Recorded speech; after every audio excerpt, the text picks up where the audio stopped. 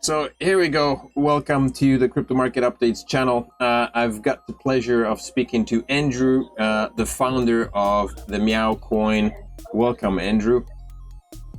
G'day, how you going? Lovely to meet you. Yeah, likewise. I didn't realize you were located in Australia. That was the first thing. And I'm not sure if anybody else is aware of that. Well, I guess the people that you communicate with the most are, but for the most part, the miners, which seems to be the bulk of the community on Discord, are probably unaware of who you actually are and, don't really know much about you. So maybe we could start with just a brief introduction, self-intro. Yeah, sure. Look, again, name's Andrew. I'm sort of Sydney local. So my journey into crypto sort of started in about 2020 and sort of started as a curiosity, sort of watching the markets and things of that nature. And then as 2021 sort of took off, there was some obvious interest in Dogecoin for myself because I thought it was quite an amusing project. And at that point, I didn't really take a lot of crypto seriously. I didn't really understand the power of it or the technology around it. But what I have sort of committed to doing while I was sort of investing was I thought, it's great to invest and make some money, but how do you actually make some more? I did a bit of research on how crypto actually came about. I did a lot of reading on Satoshi Nakamoto, understood kind of the theory and the basis upon which he started Bitcoin, which was, to me, I still think probably one of the enigmatic sort of stories of crypto and indeed technology for, since the invention of the internet, really. It's such a fascinating story. And I love the idea of mining. I kind of understood that the whole idea of committing electricity to secure a blockchain, so thermodynamically securing it, and then using the proceeds of that to obviously enter into an ecosystem and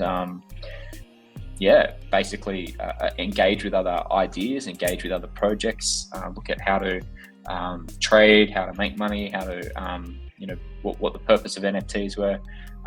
So all of that was a bit of a journey for me. So I bought something in the vicinity of about 29 GPUs, which I got stuck in a shed. They're off at the moment because electricity is too expensive in Australia, but waiting for the next bull run to come out so that I can switch them all back on. But I really liked the idea of mining, and I thought it was a liberating concept and still do. And then as the Ethereum merge sort of was talked about, I never really took it seriously because I thought it'd be mad for a project that big to kind of cut off one of its core components, which was community. One thing I learned really quickly is the mining community is one of the strongest sort of binding elements, specifically the GPU miners, that they engage with each other, they talk, they share ideas, they teach each other things. They float around different coins, so you get the opportunity to see different projects. And it really was something that I loved. So I got into sort of mining a little bit of Ravencoin, a couple of other different altcoins at the time. But what I then learned is that obviously Ethereum going down the merge route presented, I thought, an opportunity for other projects to rise up and actually provide an opportunity for miners to mine other projects and to, I suppose, be a little bit optimistic about the way that the crypto ecosystem was going to go. So me and my partner, Meowmancer, who he's located in the States, he and I were sort of talking one day, and we both sort of have cats. And one of the things that we were talking about were our cats as we were just sort of chilling out. And it sort of dawned on us at the same time that our shared love of cats, they were both rescue cats, was a little bit of an opportunity. Because we sort of thought, wouldn't it be great if there was an opportunity for miners to commit hash to a project that actually did some good. So what we sort of started to toy around with was the idea of how do we build out an ecosystem which tries to support animal shelters and support the animals that we love. And the genesis of Meow Coin was born. We are just two miners giving it a crack and trying to do something cool. And so we spun up a Genesis block on a Kapow fork of Ravencoin. We reserved some of the blockchain reward to support our financial endeavors with sort of donating to the animal shelters and developing of the chain and whatnot. And then we, basically gave it a crack. And so far we've been going for about a year, a little bit over a year actually. I think our Genesis block was September 4th. And we've been so far pretty successful. We think we've donated over 35,000 US, I think, to various animal shelters, which is, all things said and done, that's not chump change. That's a fair bit of money to different people. We've managed to do a couple of cool little projects. So we've got an Emporium, which is our NFT marketplace up and running, so that some artists can support. We can support artists that way, but also, there's some trading and things that can go on there. We've got a couple of other projects that we've got brewing in the background as well. We're still trying to get PawPrint up and running. We've had some challenges with devs, but PawPrint's essentially the tokenizing of animal adoption on the blockchain. We're pretty keen to try and do that. So that's sort of a bit about me and where I come from. And my background outside of blockchain is in business, primarily in wine. So I basically buy and sell wine, which is a pretty cool job. And this is, I suppose, a project that I'm passionate about because it's something that's a bit different, and I love animals. Yeah. So, yeah. Right on. That was a good one. How long did it take you guys to develop? So it was just you and your partner, basically coding away. How long did it take to get everything set up? So the fork took us about 6 weeks to complete, and then we spun it up and threw it out there. We were never really keen to do the mining pool, which we started. We had a couple of people come on board real quick with mining, which was the mining pool software, which was really good. So we effectively abandoned the original mining pool. We only needed it so that people could, start mining it from the start. But yeah, that we took us about 6 weeks to spin it up, and here we are. Right on. Okay, I've got some questions from the community. So there were some questions that were posted on Twitter below my request there. The first one, actually, another question I had. So on the website, there's a bunch of animal organizations that are listed. Are they all located in Australia, or are they all over the place? How did you guys, manage to get a bunch of them on board with you guys? Because no animal organization would probably, turn money away, but it probably took some time and effort to get the guys to get the ball rolling and actually speaking to the right people to get them involved in the project, right? Yeah, look, actually, it was a little bit easier than what you think. We firstly had a criteria they must accept blockchain or crypto to donate. So there is an organization called the Giving Block, which is built into Gemini Exchange. Essentially, Giving Block allow people to donate crypto to various causes.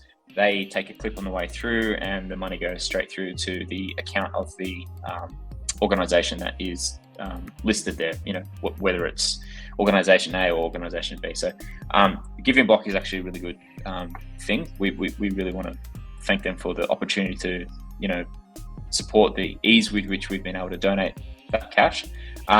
Essentially, in terms of getting those organizations, they're actually quite around the world. So Heavenly Pets is, I believe it's located in LA from memory. So they're in the United States. So we reached out via email with them and just had a bit of a chat and said, look, we just wanted to, there's no obligation. We just wanted to donate to you and say that we're a partner in donating, have a longer term commitment to donating to you. And they were quite happy with that. And they were like, yeah, sure, that's no problem at all. Forgotten Pets is actually a Ukrainian or old Eastern Bloc based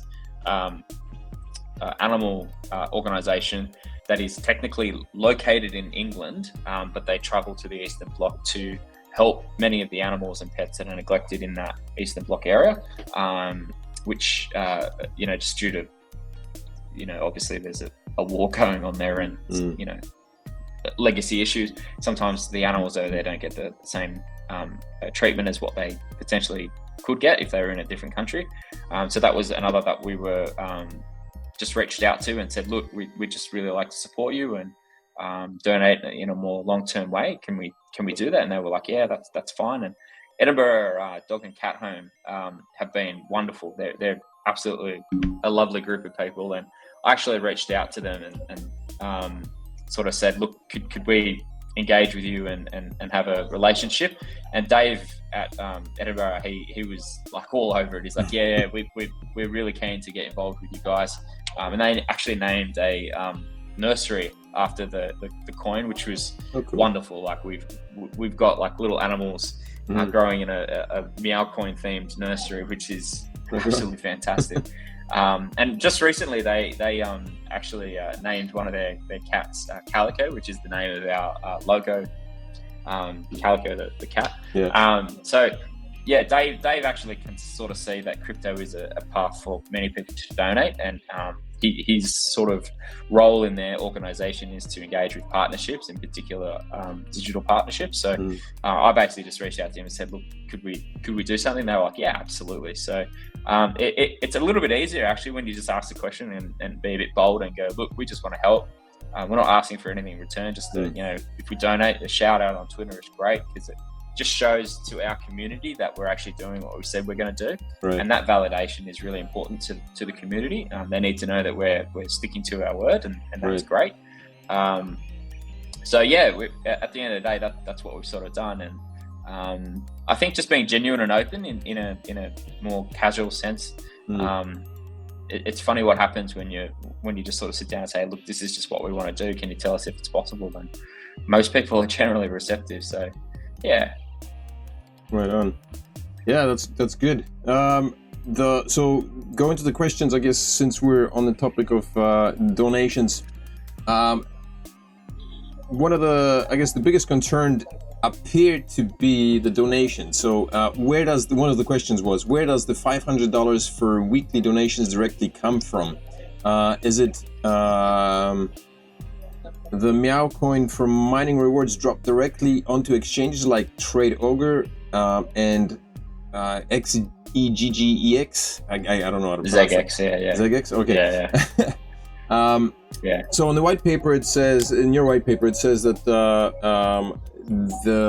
you guys conduct over-the-counter trades, I guess, which takes away the pressure from liquidity crunches on the exchanges. So there is no particular drop. But I guess some of the community members were concerned about the volume of coins that are being sold on a regular basis, that this could push the overall volume down or price down.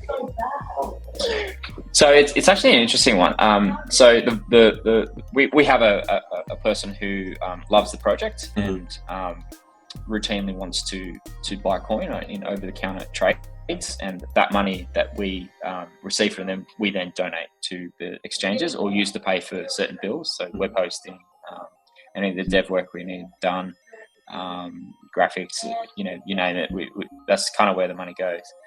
The reason we do over the counter is because it doesn't actually put sell pressure onto the markets. So the easiest way to kill a coin is to basically just have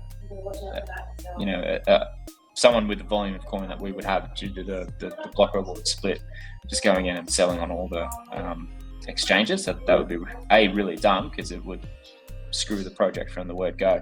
But B, it's not genuine to the actual miners. So the miners actually don't get a chance to invest in the coin, trade it, build it, strengthen the environment in which it's built. Now, microcap coins like ours swing wildly, easily. I think I did some calcs the other day, and I think something in the vicinity of $15,000 on a buy trade would basically pump the coin something of the vicinity of 12 or 13 times, which in crypto terms is nothing. It's someone's loose change that they drop onto an exchange, right? So from a price point of view, you're always going to experience swings, but we don't create sell pressure specifically to protect miners' interests. We don't want them to feel like they've ever been betrayed. In terms of obviously the amount of coin, I mean, it really comes down to that coin never hits the market, because it's always going into that person's wallet that we're dealing with, and they're not trading it, we believe, based off our own analysis of what we've done. So we look at it as the perspective of we're trying to create an environment. If we had someone who wanted to come in and drop $1 million in equity investment into the project, so that we could, strengthen and build listings and create volatility, not volatility, but volume in the market and the trading environment, that would then create a couple $100,000 easy. But we're a small community-run project that started from the ground up. It's always going to be small and a little bit volatile. I think the other thing as well, and a lot of people don't necessarily understand, is that the cost to actually get onto exchange is extreme. I've heard about those. I never actually saw actual numbers, but what kind of costs are we talking about? I think maybe a lot of people, like you said, are not really aware of how much it costs to get onto an exchange. Yeah, so I won't name exchange names, but it kind of works in tiers. Your tier ones are anywhere in the six figures, usually with a 2 or a 3 in front of it, and that's just the list. The listing fee then requires you to support liquidity. What that means is you need to have a certain amount of money on the books, both sides. So that's usually in tier ones anywhere between 50 to 60,000 either side. So that's another 100. Let's just say that's another $100,000 on top of that. Most of those people require you to have some form of market making. So if you don't have an internal market maker, you generally have to hire them. They're about 20 grand for a 3-month retainer. Now you do make some money out of market making because you're playing split a little bit, which I don't particularly like, because you're effectively wash trading, but that's kind of crypto market at some level. But that's the price to pay. And tier ones drop down to tier twos, which are then still looking at low 6 figures. Tier threes, which are in the the 5 figures, anywhere between 2s to 6s. And those volume and liquidity requirements are always there. They also then validate whether you are on certain tier one exchanges before you actually can kind of graduate to a tier, from a tier 3 to a tier 2, for instance, which seems a little bit unusual in one sense, because it would suggest that the exchanges are all driven by a back end that has some criteria to it that no one else sees, which is obviously antithetical to crypto, but that's the pay to play. So I think there's a similar project just recently that listed on MEXC, and they took a large donation fund from their supporters, and that was a significant amount of money, and it took them months to raise, months and months. And that's fine, right? I'm not actually throwing shade at them at all. What I'm saying is the investment is extreme, right? Which I think more people need to understand about. More people need to understand there is a lot of wash trading. More people need to understand that volume is not what it necessarily needs to be. And I think people need to understand that it's not always as clean cut as people believe it to be. It's not just a case of going, I'm going to apply for. Right. It's always when Binance, right? Yeah. You don't apply for Binance. Binance don't take applications. They ask you to join or don't. Right. Okay. That's the deal, right? So it's and a lot of exchanges are a bit like that. You can't get in contact with the listing agents until you reach a point where you've got momentum, or someone, right? And that's half the battle, right? You got to fish around looking for someone. I spent more time in Telegram looking for people and trying to get contacts, and I really should have. There's probably plenty of people offering contacts. I'm not sure that the right contacts, though. There's a lot of scammers on Telegram. Oh, absolutely. Yeah, that's right. Yeah. And people fall victim to them. I mean, I've had a couple come through my way. Some of them are very elaborate, and some of them are not. Some are easily spotted, some are not. But after a while, you suss them out, and they're either the real deal or they're not. And when they are the real deal, it's great because you actually found someone. But then they show the price tag, and it's like, crap, we haven't quite got that money yet, which is depressing. But I'd like nothing better than to be on every exchange running around in crypto universe. But sure. It's millions of bucks. Yeah. So, but we're talking about centralized exchanges, right? Is it the same for decentralized exchanges? So there's a trick on that. Decentralized exchanges for tokens only, not coins. So unless you wrap your token, which is sort of a proof of stake method of consensus, Mm-hmm. you can't get onto a decentralized exchange, and that's part of the challenge, right? So there's no technically decentralized proof of work exchange where you're trading between people. There's always an intermediary, which is why obviously you have all these exchanges fall over, like, you know, FTX and whatever, Right. because there's always a wallet somewhere. Someone's got a wallet. Yeah. All of the costs, actually, not all of the costs, some of the costs in actually getting onto these exchanges is to do with paying the dev to actually code the API connections incorrectly and get the wallet linked in properly so that they've got visibility of what's going on. And because a lot of them are core wallets when it comes down to Bitcoin, because to proof of work, because everything's effectively a derivative of Bitcoin in one way or another. Core wallets are notoriously difficult to integrate into exchange software. So, secure wallets anyway. Right. I don't know if you've seen some of the centralized exchanges that have been drained recently. So there's a couple of well, there are a couple of big ones. But yeah. Yeah, that's right. So why?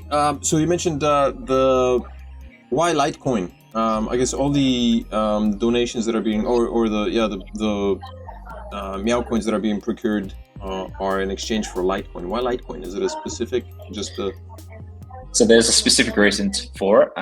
So as I mentioned before, the giving block is located on Gemini, the Gemini exchange, and accepts a multitude of the coins that are on Gemini. But Litecoin is the cheapest for us to transfer into, where there's the least amount of fees. And that's literally the reason. Makes sense. Because we're not on Gemini, we can't donate Meow Coin. It's not possible. If we get on Gemini, we're happy to donate just straight Meow Coin. But until we do, we swap it into Litecoin and transfer it over. So it's a pure pragmatic reason. Yeah, that's good. I mean, you're trying to keep the cost as low as possible so that there's more left for the miners and obviously for the project itself, right? Because that's the whole goal of it. Exactly. Yeah. And for the donator, like the people that we're donating to, we want to make sure. Yeah, that's what I mean. Exactly. Yeah. One more question. There was Dogecoin and Shiba Inu both went mainstream. So this is, I guess, kind of I don't know. What's your view on the potential for the Meow Coin? Dogecoin and Shiba Inu both went mainstream, and they are dog-themed cryptocurrencies. But cats are popular too. Indeed, a big part of the internet consists of sharing cat memes. So do you think it's inevitable that cat-themed cryptocurrency will go mainstream? Yes, is my answer to that in short.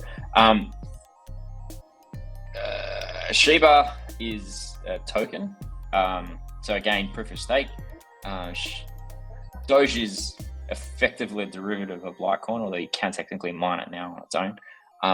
Doge is what it is because of Elon, right? So I've no doubt in my mind that if Elon tweeted Meow Coin tomorrow, we're all going to the moon, right? Like it happened. If he tweeted Pepe Coin, Pepe would just go like that, right? So what drives a lot of this price realization is there are some larger whales that exist within the market that do manipulate on different exchanges. They push things up and down, fair enough.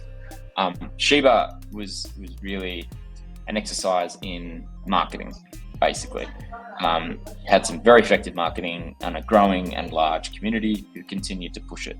The problem, I think, with a lot of the tokens and stuff that happen is they're all push. And so as they push up, someone's exit liquidity. And that is the bit that I feel a little bit uneasy about. I'm no problem with people pushing Meow Coin and it going up, because there's genuine reward for anyone who wants to engage in the ecosystem because it's proof of work. I have some concerns over tokens because someone always has the lion's share of the token. So if you're not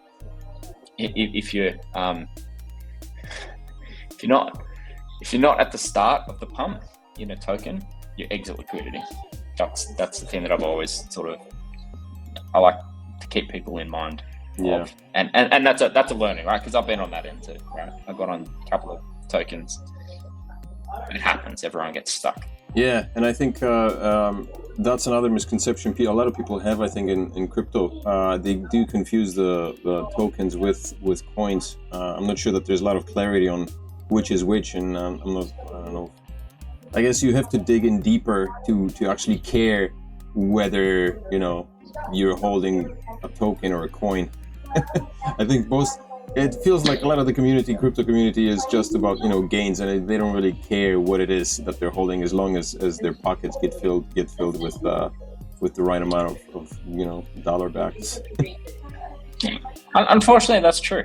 Like, we have a lot of people go, "Oh, when are you getting on MetaMask?" And I'm like, I don't know how many more times I need to explain. We're not a token. Yeah. We're not an, you know, Ethereum token. It just doesn't work.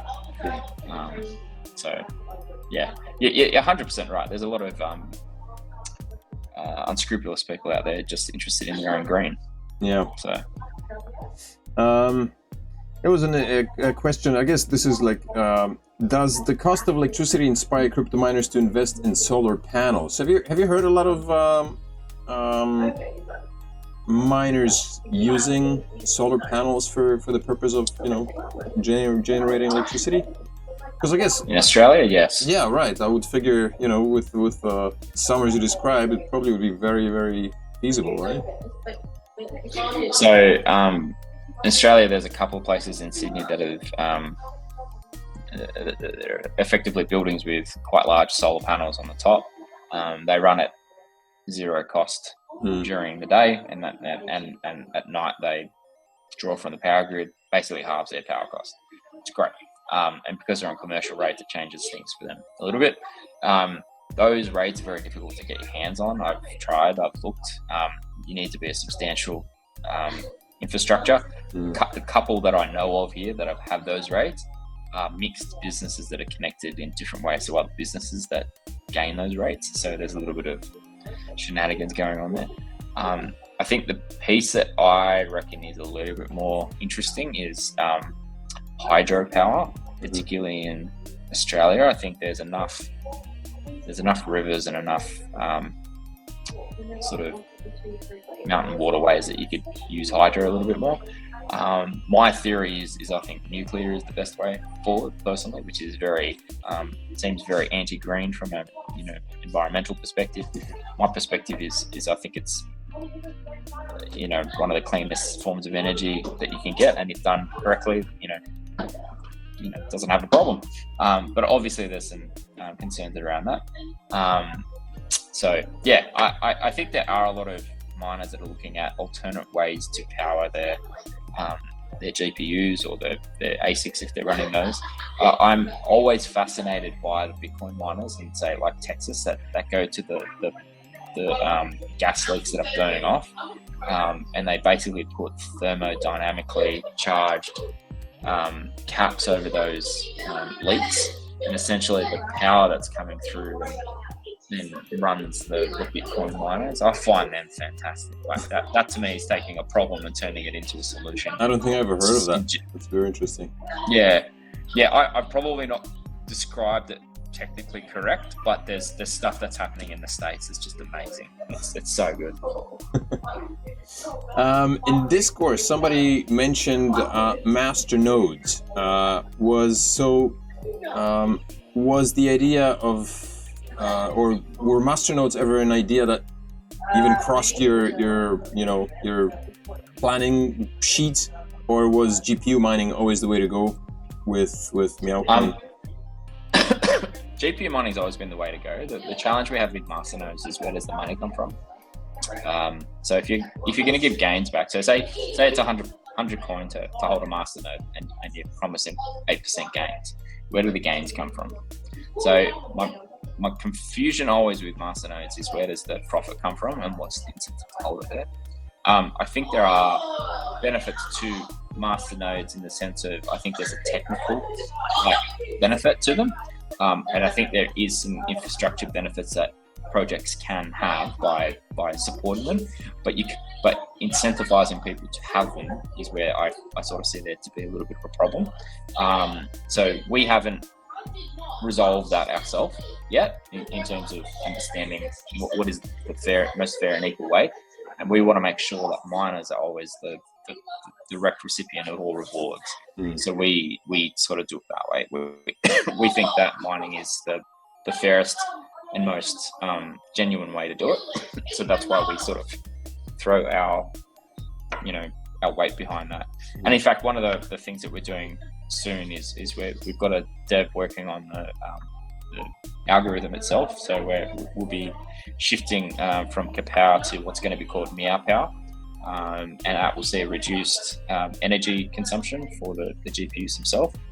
In particular, GPUs with over 4 gigabytes of memory. And our reason for doing that is we wanted to reward GPU miners firstly, who have faithfully mined us, and see if we can get them some energy savings. But secondly, we wanted to create a bit of a point of difference for us as a project. Right. Yeah, that sounds good. Excellent. I'm sure people will be happy to hear that. In the white paper, there's mention of loyalty programs, and I don't remember the exact details, but I guess it talks about businesses who implement the Meow Coin could kind of incentivize people to come back, and the businesses could use Meow Coin in order to create whatever loyalty programs. Do you have any ideas on like how they could implement that? How could that be done? Yeah, so one of the kind of aims that we had at the start, and it's probably a little bit more difficult to execute because it requires us having a more commercial partnership with a retailer, is essentially when someone goes in to buy or adopt a pet, and they get the pet and it's tokenized on the blockchain. One of the things that we were hoping to do is be able to actually allow them to integrate with a retailer. So essentially, as one of the benefits to saving a cat from a shelter, you get some discounts at a pet food store, or you get some benefits from actually signing up and saving an animal. So that we think is possible because there's an opportunity to actually prove your ownership of the animal. So the blockchain records that, and you can actually validate that. And because it would be something that would be done under your account, in the concept that we're sort of proofing, you could then actually use it essentially as a loyalty system. So the retailer would be able to then go, oh, okay, well, this person's got a black cat that loves to eat this specific pet food, and it could help to advertise when that pet food is on special or things of that nature, and reward the customer for actually purchasing or repurchasing. So essentially, it's a little bit like in Australia we call it flybuys. So flybuys is a loyalty scheme. So it's essentially just the opportunity to accrue points and then get a reward at the end of it, and have that reward linked to the animal that you saved from the shelter. Yeah. While I was reading it, my mind was running through some ideas. I wish I had more time to actually to get into that, but for now I'm just running my GPU. I've been trying to add a second GPU to my computer, and it's a hassle. I haven't really done a lot of mining outside of that one GPU, and just trying to add a second GPU to my PC has been a complete nightmare. I've tried everything. I can't figure it out. I'll keep trying, but it's a challenge. What GPU is you running? RX 580. Good old faithful. Yeah. I purchased that one a few years ago. I think in 2017 or 2018, and that was, I built a mining rig, just a simple mining rig to mine a coin that came out in Korea called altcoin, which was, I guess, I don't know, Koreans are not very good with creating brand new things. So a lot of it is kind of bootleg. Like there is Icon came out, and then right a few months later came Icon, which was the hyper-connected whatever blockchain. So it, I was mining it with that. Unfortunately, that project went south, and what remained was my computer and my GPU. So I kept that GPU and tried to add another one just recently. Same one, RX 580.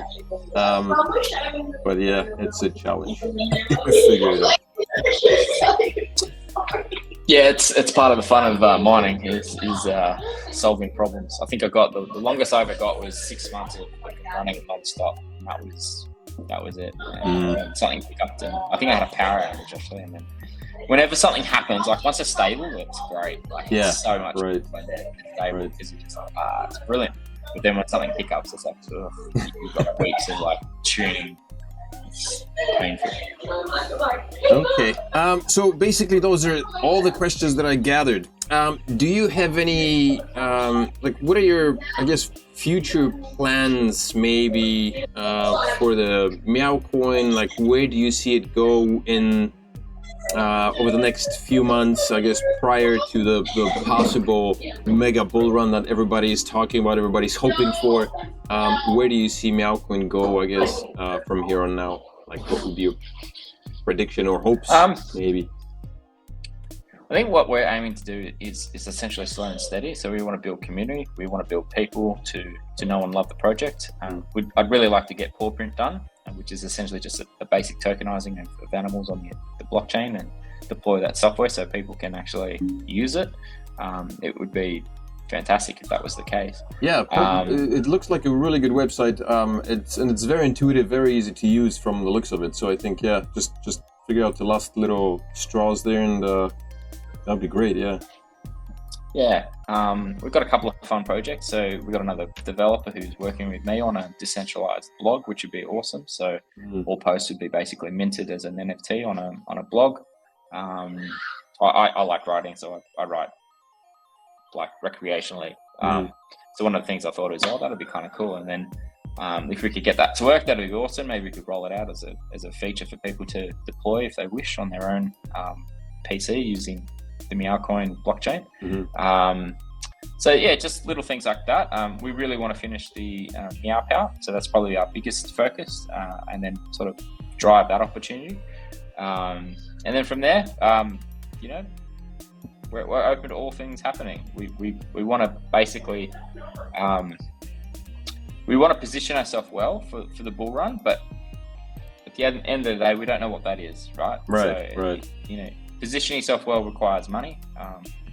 We think just continuing to do what we do, we'll gain traction and gain success. So we know that as long as we're staying true to our core value, which is donating the money that we want to donate each week, and trying to achieve the goals that we've set ourselves for, then that's success, right? Like, I think people expect projects to be, Solana or Ethereum or Cardano, and we don't have to be like a 2 billion market cap coin project. We would be quite happy with something that's even in the tens of millions or hundreds of millions would be an amazing achievement for something.